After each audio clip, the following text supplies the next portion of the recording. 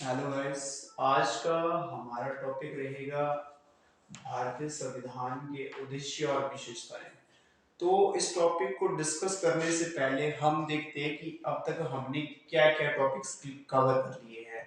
हमने सबसे पहले भारत के संविधान का विकास हमने कर लिया है, भारत के संविधान का निर्माण, कैसे भारत के संविधान का निर्माण किया गया। उसके बाद हम देख चुके हैं कि क्या सोर्सेस रहे संविधान के निर्माण के लिए, कि आपने देखे इंटरनली तौर पर, एक्सटर्नली कुछ भारत के अंदर से लिए गए और कुछ हमने भारत के संविधान का निर्माण करने के लिए अदर कंट्रीज से भी हमने लिया। तो बहुत सी चीजें हमने उसमें डिस्कस की थी। अगर किसी ने भी वीडियो नहीं देखी है तो वे देख लें। तो आज का हमारा टॉपिक रहेगा जैसे भारत के संविधान के उद्देश्य और विशेषताएं। ये बहुत इंपॉर्टेंट टॉपिक है। आपको लगभग 20 से 30% हिस्ट्री आपको समझ आएगी कि भाई, सॉरी, पॉलिटी आपको समझ आएगा कि भाई कैसे पॉलिटी हमारे लिए क्यों जरूरी है, हमें why we should learn polity. तो यहाँ पर मैंने कैरेक्टरिस्टिक्स लिख ली और यहाँ पर मैंने इसके ऑब्जेक्टिव्स लिखी है। तो अब हम इनको वन बाय वन डिस्कस करेंगे कि क्या है इसके कैरेक्टरिस्टिक्स। तो सबसे पहला, एकल संविधान, सिंगल कॉन्स्टिट्यूशन। क्या बोलता है सिंगल कॉन्स्टिट्यूशन? कि भारत के संविधान की ये शायद एक बहुत बड़ी विशेषता है। आपको पता है, भारत में चाहे अमीर हो गरीब हो, राजा हो रंक हो, हर एक के लिए एक ही संविधान है। चाहे अमीर कोई गलत काम करे या फिर गरीब कोई गलत काम करे, सजा उसको एक बराबर है। ऐसा नहीं है कि अलग अलग सजा है। तो एकल संविधान की, आपको पता है भारत में, भारत को दो भागों में डिवाइड किया गया है। एक तो आपका स्टेट्स, देन आप सेकंड आपकी यूनियन टेरिटरीज, केंद्र शासित प्रदेश है।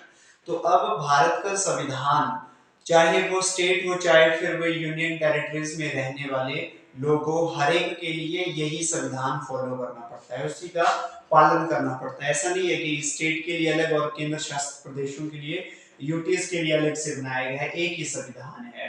तो इससे पहले ना एक बात मैं बता देता हूं आपको कि जब आप इन टॉपिक्स को पढ़ोगे तो आपको एक मोटा मोटा अंदाजा होना चाहिए कि भाई क्या क्या बातें कही गई है। तो अगर आपको टॉपिक समझ आता है, आपको पॉइंट समझ आता है, तो फिर आप उसके बाद उसको अच्छे से एक्सप्लेन कर सकते हो। 100, अगर 10 लाइनें आप स्टडी कर रहे हो, रीड कर रहे हो, तो आप उन 10 लाइनों से 100 लाइनें बना सकते हो जब आपको बात समझ में आई हो। अगर आप रट्टा मार के करोगे, अगर आपको चीजें समझ में नहीं है, तो आप केवल उन 10 लाइनों को ही लिख सकते हो। तो नंबर एक, आपको ये क्लियर हो गया है सिंगल कॉन्स्टिट्यूशन। तो दूसरा, कठोरता और लोचदारता, हार्डनेस एंड फ्लेक्सिबिलिटी क्या कहती है। आप इसको कर सकते हो, आप इसको दो हेडिंग्स में भी कर सकते हो, या फिर आपने कठोरता अलग से कर ली और आपने लोचदारता अलग से कर ली। मैंने यहाँ पर इकट्ठे कर लिया। तो पहले हम कठोरता को देखते हैं कि क्या कहती है कठोरता।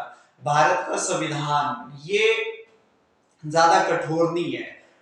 कहने का मतलब है ये बिल्कुल ही कठोर नहीं है, कि इसमें आप देखो भारत के जनता के लिए एक बराबर है। आपके स्वतंत्रता के साथ, आपकी गतिविधियों के साथ किसी तरह का खिलवाड़ नहीं होगा। आपको स्वतंत्रता प्रदान की गई है, आप कुछ भी काम कर सकते हो, परंतु वे काम भारत के संविधान के खिलाफ नहीं, अगेंस्ट नहीं होने चाहिए। अगर आप भारत के संविधान के खिलाफ अगर कोई काम करते हो तो फिर भी आपके लिए कठोरता वहां पर दिखने को मिलेगी। जैसे संविधान एक, क्या है, संविधान आपके लिए एक लक्ष्मण रेखा है। ये संविधान है, तो संविधान, अगर आप इस लक्ष्मण रेखा को पार कर देते हो तो तब आपके लिए संविधान कठोर हो जाएगा। ऐसे आपके लिए बिल्कुल आसान है, बिल्कुल कठोरता नहीं है, सरलता दी गई है, सरलता है इसमें। और लोचदारता, फ्लेक्सिबिलिटी क्या कहती है। फ्लेक्सिबिलिटी आपकी, कि भारत के संविधान में फ्लेक्सिबिलिटी है, इसमें हम परिवर्तन कर सकते हैं। इसको एक एग्जांपल से समझते हैं कि आपको पता है भारत का संविधान 1950 में बन के तैयार हो गया। तो 1950 से लेके 1950 से लेके 2022-23 तक, इसको लगभग बने हुए 70 साल हो गए। और आज भी ये हमारा मार्गदर्शन कर रही है, आज भी हमें संविधान के साथ हम चल रहे हैं, संविधान हमें मार्गदर्शन, हमें रास्ता दे रहा है कि भाई हमारा मार्गदर्शन कर रहा है।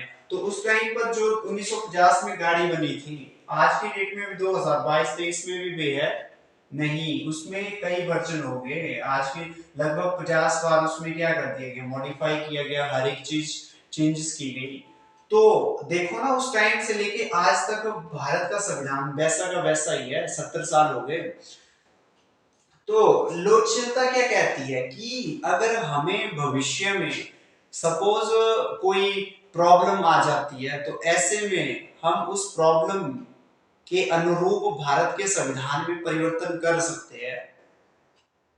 जरूरी नहीं है कि जो बातें उस टाइम लिखी है वही हमें फॉलो करनी है, अगर हमें जरूरत पड़ती है हम उसमें संशोधन कर सकते हैं। 368 के तहत हम उसमें परिवर्तन कर सकते हैं, 20वां भाग है।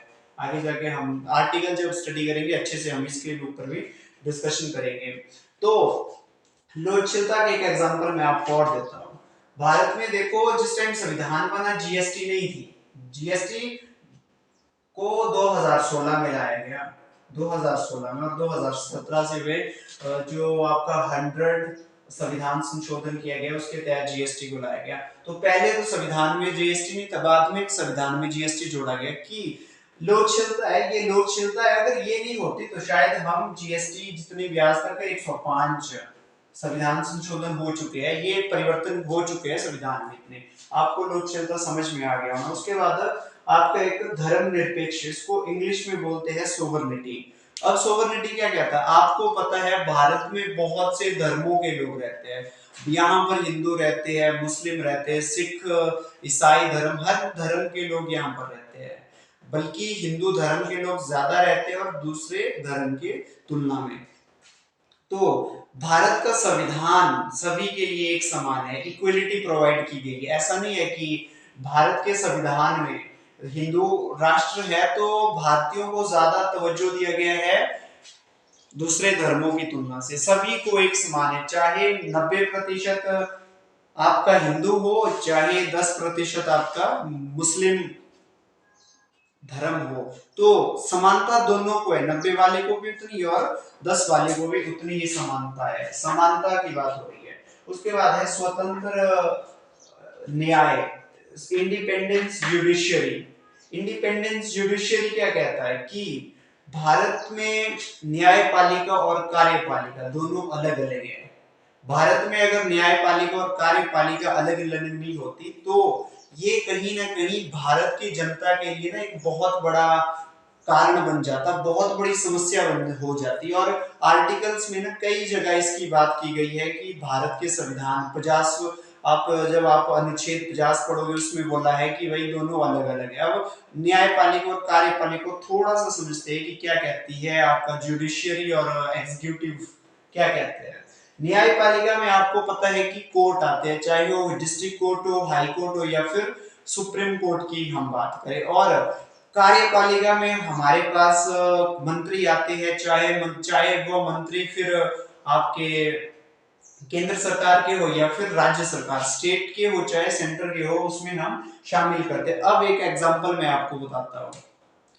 मानो आपके एरिया में 4 लाइन सेंट्रल गवर्नमेंट निकाल रही है, कौन निकाल रही है, सेंट्रल गवर्नमेंट बोलती है कि भाई इस रास्ते यहाँ से हम अब 4 लाइन निकालेंगे और आपका खेत यहाँ पर आता है। अब आपका खेत होके आपका 4 लाइन जा रहा है, ऐसे में आपके खेत से 4 लाइन निकाल दी और आपको इसके बदले में सरकार ने पैसे नहीं दिए, आपको पैसे नहीं दिए, तो अब आप क्या करोगे, अब आप केस करोगे न्यायपालिका में, न्यायपालिका में जाओगे, सुप्रीम कोर्ट जाओगे, हाई कोर्ट जाओगे और आप करोगे पैसे के लिए सरकार के ऊपर केस कर दिया आपने। तो अब सरकार के खिलाफ आपने केस कर लिया है, तो आप न्यायपालिका के जरिए सरकार से उस जमीन के लिए पैसा निकाल सकते हो। आप अगर आपने केस जीत लिया तो आपको उस चीज के पैसे मिलेंगे। ये है जब वो अलग अलग है, तब आपने न्यायपालिका में जाके कार्यपालिका के लिए आपने केस कर लिया और आपने आपने वहां से पैसा निकाल लिया, आपने पैसे ले लिए। सपोज ये था जब वो अलग अलग थे। अगर मान के चलो न्यायपालिका और कार्यपालिका इकट्ठे होते, अगर ये इकट्ठे होते तब क्या होता? तब आप एक इमेजिन करो एक सिचुएशन। तो आपने क्या किया? सरकार ने आपको पैसे नहीं दिए, आप गए न्यायपालिका के पास, न्यायपालिका कोर्ट में गए आप, और कोर्ट में आप बोल रहे कि हम सरकार के खिलाफ केस करेंगे, वे हमारी जमीन के लिए हमें उचित सही जो जो पैसे नहीं दे रही है।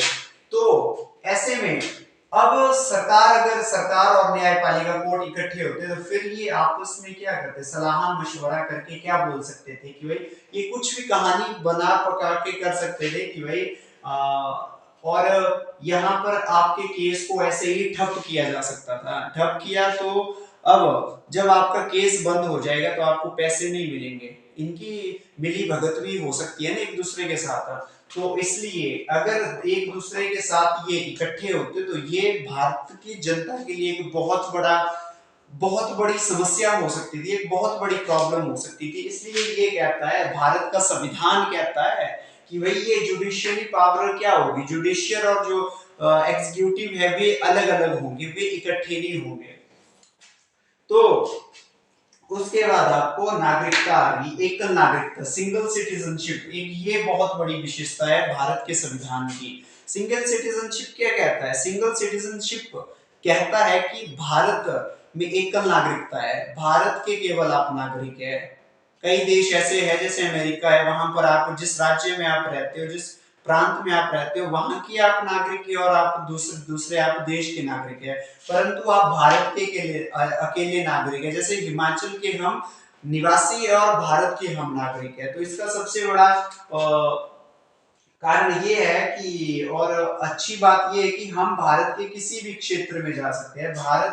हम हिमाचल से नीचे जम्मू, ऊपर जम्मू कश्मीर हो, चाहे हम कहीं पर भी, असम हो, नॉर्थ ईस्ट हो, साउथ ईस्ट कंट्रीज में कहीं भी जा सकते हैं, रह सकते हैं, वहां पर कमा सकते हैं, वहां पर घर डाल सकते हैं, सब कुछ कर सकते हैं जब हमारे पास एकल नागरिकता है। अगर हमारे पास एकल नागरिकता नहीं होती, दोहरी नागरिकता होती, तो हम दूसरे राज्य में नहीं जा पाते। अगर हम हिमाचल से नीचे सपोज यूपी में जा रहे हैं तो हमें यूपी की फिर क्या करनी पड़ती? नागरिकता लेनी पड़ती। नागरिकता जब मिलेगी तभी हम यहाँ रह सकते हैं, परंतु एक नागरिकता में हम हिमाचल से यूपी और यूपी से हिमाचल बंदे आ सकते हैं, जा सकते हैं, काम कर सकते हैं, कुछ भी कर सकते हैं। ये समझ आ गया। तो फिर मूल कर्तव्य और दायित्व, इनको मैंने इकट्ठे कर लिया। मूल कर्तव्य आप कर सकते हो, fundamental right and fundamental duties की। अब देखो, भारत के संविधान ने हमें मूल कर्तव्य दिए। मूल कर्तव्य हम भाग 3 में स्टडी करेंगे अच्छे से। 14 से 35 तक हमारे पास है बहुत से। जब हमें भारत के संविधान ने मूल कर्तव्य दिए, हमें अगर हमारे साथ कोई शोषण कर रहा है, हम उस शोषण के खिलाफ हम सुप्रीम कोर्ट, हाई कोर्ट से रिट जारी कर सकते हो। सुप्रीम कोर्ट से आप 139 और हाई कोर्ट के जरिए आप 226 से आपको निकाल सकते हो, सुप्रीम रिट जारी कर सकते हो। आगे जाके हम आर्टिकल जाएंगे, देखेंगे अच्छे से। तो जब हमारे संविधान ने हमें कर्तव्य दिए, हमें अपने व्यक्तिगत विकास के लिए, अपने पर्सनल डेवलपमेंट के लिए हमें बहुत से अधिकार दिए हैं, तो अब हमारी भी कुछ रिस्पॉन्सिबिलिटी बनती है, हमारे भी कुछ दायित्व बनते हैं संविधान के प्रति, कि हम ये कुछ ऐसा काम ना करें जो संविधान के खिलाफ हो। एग्जाम्पल अच्छा सा आसान सा देता हूं मैं आपको कि यदि हमारी कोई इज्जत कर रहा है तो हमें भी बदले में क्या करनी पड़ेगी? इज्जत करनी पड़ेगी। जब हम बदले में इज्जत करेंगे, जब वो दूसरा बंदा हमारी इज्जत कर रहा है, हम भी उसकी इज्जत कर रहे हैं, तब प्यार भाव बढ़ेगा वहां पर। अगर आगे वाला इंसान मुझे रिस्पेक्ट दे रहा है और मैं उसको रिस्पेक्ट नहीं दे रहा हूँ, फिर तो वहां पर प्यार भावना की बात क्या बात कि ऐसी बात ही नहीं कर सकते। वैसा ही संविधान में, जब संविधान ने हमें कुछ मूल कर्तव्य दिए तो हमारी भी कुछ रिस्पॉन्सिबिलिटी बनती है संविधान के प्रति। ये और उसके बाद सार्वभौमिक मताधिकार, यूनिवर्सल सफ्रेज। यूनिवर्सल सफ्रेज क्या कहता है? सार्वभौमिक मताधिकार की भारत का हर एक नागरिक जो 18 साल की आयु पूरी कर चुका हो वो मतदान का अधिकारी है, वो वोट डालने का अधिकार रखता है।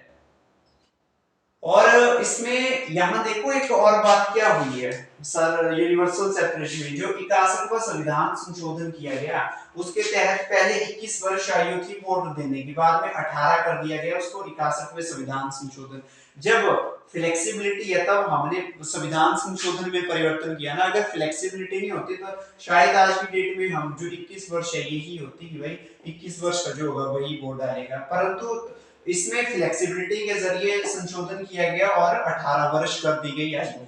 ये आपका कंप्लीट हो गया राज्यों के नीति निर्देशक तत्व। अब हम भाग 4 में भी आगे जाके अच्छे से स्टडी करेंगे, इसको हम DPSP करते हैं, directive principle of state policies, कि जब भारत के जो राज्य है, राज्य के जनता के लिए जब वे नियम बनाते हैं, सपोज जैसे जब आपकी नव निर्वाचित सरकार बैठती है तो उसके बाद उसको जनता के लिए बहुत से नियम बनाने पड़ते हैं, हर एक उनके विकास के लिए, कल्याण के लिए। तो जब वे कल्याण के लिए आपके पॉलिसीज बना रही है तो उस टाइम पर उनको कुछ बातें ध्यान में रखनी पड़ती है, संविधान में उन चीजों का उल्लेख किया गया है। और जो भाग 4 में हम 36 से 51 तक स्टडी करेंगे, इतनी है लगभग आपकी 15 बातें हैं, उन बातों को ध्यान में रखना पड़ेगा कि भाई क्या क्या करके किन किन चीजों को आपको मद्देनजर रखते हुए आपने जनता के लिए आपने नियम बनाने, पॉलिसीज बनानी है। ये आपके कंप्लीट हो गए कैरेक्टरिस्टिक्स।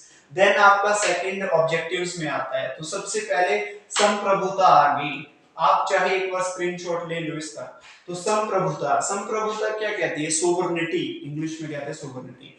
और संप्रभुता कहती है कि भारत एक स्वतंत्र राष्ट्र है, ये किसी अन्य राष्ट्र का गुलाम नहीं है, ना ही इंटरनली और ना ही एक्सटर्नली, ये स्वतंत्र है। सबसे ऊपर भारत का संविधान, उसके बाद इसको पावर मिलेगी जनता से, और ये किसी दूसरे राष्ट्र के ऊपर डिपेंड नहीं है, ये खुद डिपेंड है और संविधान सर्वोच्चतम है। ये कहता है सोवरेनिटी कि भाई किसी अन्य राष्ट्र का गुलाम नहीं है, भारत स्वतंत्र है इनडायरेक्टली और डायरेक्टली भी। और समाजवादी क्या कहता है? सोशलिस्ट। ये एक बहुत ही अच्छा ऑब्जेक्टिव है जो भारत के संविधान का, कि सोशलिस्ट क्या कहता है? भारत एक लोकतांत्रिक समाजवाद है, लोकतांत्रिक समाजवाद है, और लोकतांत्रिक समाजवाद का उद्देश्य होता है कि भारत में समानता को लाना, असमानता को दूर करके समानता को लाना। अब असमानता को खत्म करके समानता को तभी लाया जा सकता है जब भारत का हर वर्ग एक समान हो। कहते हैं ना कि घर के जब चारों पिलर बराबर हो तभी घर घर बनता है, वैसा ही देश है, जब देश के हर वर्ग समान होंगे तभी देश का विकास होगा। देश देश की जनता से बनता है, इसलिए जब देश के हर वर्ग, हर व्यक्ति समान होगा तभी देश का विकास होगा। इसलिए समाजवाद कहता है कि भाई यहाँ पर असमानता को खत्म करके समानता को लाना है। जब समानता होगी, जब देश का हर वर्ग समान होगा तब देश का विकास होगा, ये बात है। धर्म पथ निरपेक्ष, सेम आपका एज इट इज रेस की तरह धर्म निरपेक्ष है कि बहुत से धर्म यहाँ पर है, सबको समानता दी गई है। ऐसा नहीं है कि हिंदू राष्ट्र है तो हिंदू को ज्यादा महत्व और दूसरे को कम दी गई है, सभी को समानता दी गई। लोकतांत्रिक, डेमोक्रेटिक क्या कहता है? डेमोक्रेटिक का सबसे बड़ा अगर अच्छा अर्थ मैं कहूं तो डेमोक्रेटिक यहाँ पर राजा और फकीर एक बराबर होते हैं। जिस देश में राजा और फकीर एक बराबर होते हैं वहां उसको लोकतांत्रिक देश कहते हैं, और भारत इस तरह का देश है। यहाँ पर संविधान एक है, चाहे राजा हो, अमीर हो, गरीब हो, उसको वही संविधान के नियम रूल फॉलो करने पड़ेंगे, ये लोकतांत्रिक है। गणतंत्रात्मक, रिपब्लिक, रिपब्लिक को क्या कहेंगे? रिपब्लिक आप देखो ना, भारत का जो सर्वोच्चतम पद होता है, राष्ट्रपति का सर्वोच्चतम पद होता है, और वही भारत का सर्वोच्चतम जो पद है वे भी वंशानुगत नहीं होता है। वंशानुगत का कहने का मतलब है कि वे उसका राष्ट्रपति का बेटा राष्ट्रपति नहीं होगा, जनता चुनेगी। 5 साल के बाद राष्ट्रपति को भी उसके पद से हटाया जाता है। लोकतांत्रिक, ये गणतंत्रात्मक रिपब्लिक। और इसमें 3 बातें स्पष्ट की गई है। नंबर एक, एक समान आर्थिक कारण, सामाजिक सॉरी आर्थिक न्याय, सामाजिक न्याय और राजनीतिक न्याय। अब इनको वन बाय वन डिस्कशन करते हैं। आर्थिक न्याय क्या कहता है कि भाई किसी भी व्यक्ति के साथ उसकी आर्थिक कारणों के आधार पर, आर्थिक स्थिति के आधार पर भेदभाव नहीं किया जाएगा। अगर कोई गरीब है तो उसके साथ तो भेदभाव नहीं किया जाएगा, ठीक है। असमानता को हम खत्म कर देंगे। असमानता को खत्म करेंगे, कहां पर बोली थी? समाजवाद में। असमानता को खत्म करके समानता को लाना है। तो यहाँ पर किसी भी व्यक्ति के साथ उसकी उसकी गरीबी के आधार पर भेदभाव नहीं किया जाएगा। सामाजिक क्या कहता है? उसकी जाति, धर्म, रंग के आधार पर भेदभाव नहीं किया जाएगा। और राजनीतिक न्याय किया जाता है। राजनीतिक न्याय की व्यवस्था की जाएगी कि कोई भी व्यक्ति अपने विचारों को सरकार तक रख सकता है। वे ऑफिसर, चाहे कार्यालय सरकारी हो, कहीं भी हो, सरकार हो, कहीं पर भी जा सकता है और अपनी बात को रख सकता है। चाहे फिर वो निम्न व्यक्ति हो, गरीब हो, कैसा भी हो, बीमार हो, किसी तरह भी व्यक्ति हो, वे इस अधिकार का हकदारी है। उसके बाद है स्वतंत्रता। आपको पता है भारत के संविधान में स्वतंत्रता है कि आपके साथ, आपके अधिकारों के साथ किसी तरह का भी खिलवाड़ नहीं किया जाएगा। आपके अधिकारों को तब रोका जा सकता है जब आप अपने अधिकारों के विरुद्ध काम कर रहे हो, आप संविधान के विरुद्ध काम कर रहे हो, तब आपके खिलाफ तब आपके रूल और जो आपकी स्वतंत्रता है तब उसको छीना जा सकता है। समता, पैरिटी। समता क्या है? मैंने ऑलरेडी बता दिया है। जो धर्मनिरपेक्ष है, ज्यादा धर्म के लोग रहते हैं, अमीर गरीब चाहे हो, किसी भी जाति वर्ग से हो, सभी के साथ समानता व्यवहार, समान व्यवहार किया जाएगा। और संविधान की नजरों में कोई उच्च पद, निम्न पद, कोई उच्च जाति, निम्न जाति का, अमीर गरीब, संविधान के लिए सारे एक बराबर है। सभी संविधान के लिए सारी जनता है। ये मतलब होता है आपका समानता, पैरिटी का। बंधुता, फैटर्निटी। फैटर्निटी क्या होता है कि भारत में फैटर्निटी का सिंपल अर्थ होता है भाईचारे की भावना को उत्पन्न करना, पैदा करना। भाईचारे की भावना क्या कहती है कि देखो, देश में, भारत में एकल नागरिकता की व्यवस्था इसलिए की गई है ताकि बंधुता पैदा हो, भाईचारे की भावना पैदा हो। जब एकल नागरिकता, इसको एक एग्जांपल से समझते हैं, फिर आपको अच्छे बेहतरीन ढंग से समझ में आएगा।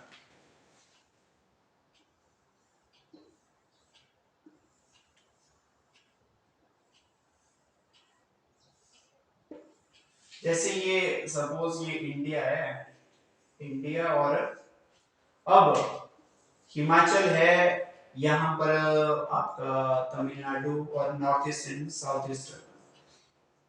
अब हिमाचल से आदमी जा रहा है यहाँ पर आंध्र प्रदेश में काम करने के लिए। मैंने कहा ना एकल नागरिकता है। एकल नागरिकता का मतलब इंसान कहीं पर भारत में किसी भी क्षेत्र में, कहीं पर किसी भी राज्य में काम करने के लिए, रहने के लिए जा सकता है। तो यहाँ पर गए, एकल नागरिकता है तब जा रहे हैं। और बंधुता क्या कहती है? भाईचारे की भावना कब पैदा होगी? जब हम भारत के एक क्षेत्र से दूसरे क्षेत्र में, आंध्र प्रदेश का व्यक्ति हिमाचल में, हिमाचल का व्यक्ति उत्तराखंड, यूपी, बिहार, एक दूसरे की स्टेट में जाएंगे, तब पैदा होगी भाईचारे की भावना। अगर दोहरी नागरिकता होती तो हमें यहाँ सपोज अगर असम, हिमाचल का व्यक्ति आंध्र प्रदेश में जाता तो यहाँ पर रूल एंड रेस्ट्रिक्शन होते कि दूसरे नागरिकता लेनी पड़ती। अगर वे यहाँ पर आ रहा है तो वहां यहाँ से उसको भगाया जाता, उस इंसान को यहाँ से, उस व्यक्ति को भगाया जाता। जब यहाँ से उसको भगाया जाता कि भाई नहीं, आप वहीं पर हिमाचल के निवासी हो, आप नागरिक हो, तो आप हिमाचल में रहो, तो भाईचारे की भावना कैसे उत्पन्न होती? समझने की बात है ना। अगर हम दूसरे राज्य में जाते ही नहीं तो भाईचारे की भावना कहां से पैदा होगी? जब हम एक दूसरे के साथ मिलेंगे, यूपी बिहार किसी भी राज्य के साथ तो काम करेंगे, जहां वहां पर हम कोई भी काम करें, जब हम लोगों के साथ मिलेंगे तभी भाईचारे की भावना उत्पन्न होगी। तो इसीलिए एक नागरिकता की व्यवस्था की गई है बंधुता को उत्पन्न करने के लिए। समझ में आई बात? ये सारा आपका ऑब्जेक्टिव्स एंड कैरेक्टरिस्टिक्स आपके कंप्लीट हो गए हैं। तो अब अगली वीडियो में, अब जो मेन वीडियो हमारी पॉलिटी की रहेगी उसमें हम अब आर्टिकल्स को डिस्कशन करेंगे। हर एक से लेके 95 आर्टिकल हम वन बाय वन, और एक वीडियो में हम सोचो आप 15 से 20 आर्टिकल कवर करेंगे तो आपको अच्छे से समझ भी आएंगे और आप उनको कर भी पाओगे अच्छे से।